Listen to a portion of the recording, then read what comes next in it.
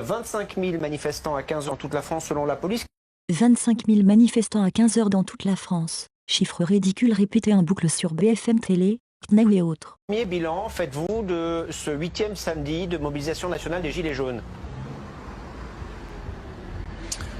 Bonsoir. D'abord, je m'étonne qu'avec les moyens dont dispose votre chaîne à travers toute la France, vous soyez malheureusement contraint depuis maintenant plus d'une demi-heure à diffuser des images de 3 scooters et une poubelle incendiée. Si vous avez, et c'est votre vocation, normalement le souci de l'information, je tiens à votre disposition de multiples images des mobilisations qui se sont tenues aujourd'hui dans le pays, de la place du Capitole à Toulouse qui était pleine de cette mobilisation pacifique, des images de la mobilisation à Lille aussi où on a vu un orchestre, on a vu une fanfare de Gilets jaunes se produire avec une farandole, c'était dans une ambiance tout à fait bon enfant. Donc pour répondre à votre question finalement, eh bien je vois que le mouvement s'étend et s'approfondit suite aux vœux du président et suite à la fin de non-recevoir qu'il a adressé aux revendications justes des Gilets jaunes.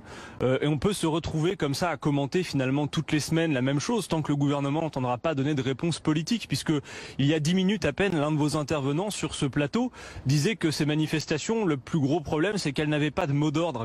Pas de mot d'ordre. Les médias sont-ils sourds?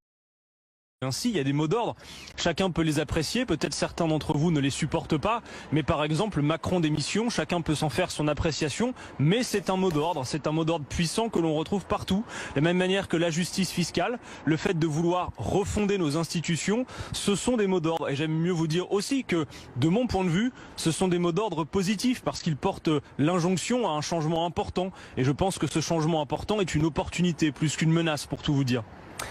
Merci Monsieur Catanès de contribuer à la haine ambiante contre les médias. Deux choses pour vous répondre très rapidement et puis je vous poserai ma question suivante. Non, la première c'est qu'on a... Non mais laissez-moi terminer s'il vous plaît. Je vous ai écouté, Monsieur Catanès, je vous ai écouté, vous m'écoutez 30 secondes et je vous repose une question. Thomas Mistachi accuse son invité d'incitation à la haine et lui refuse toute réponse. Je veux vous dire une chose, vous avez plein de gens aujourd'hui qui ont fait l'effort de se mobiliser, parce que pour plein de gens, se mobiliser, manifester pacifiquement, parfois se déplacer, faire des kilomètres, ça représente un effort. Puis, parce que pour certains, ils le souhaitent, quand ils rentrent chez eux, ils allument la télévision et ils espèrent voir un retour de ce qu'ils ont fait dans la journée, qui leur a coûté parfois. C'est de l'argent même de se déplacer pour pouvoir manifester.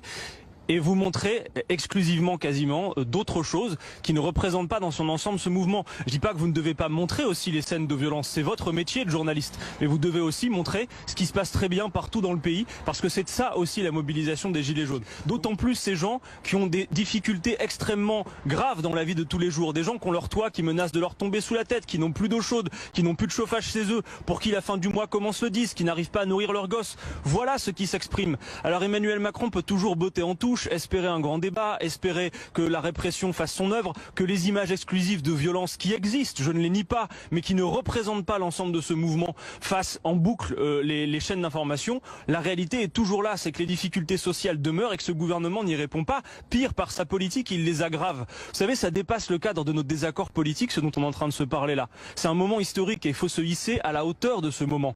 On ne reviendra pas à l'état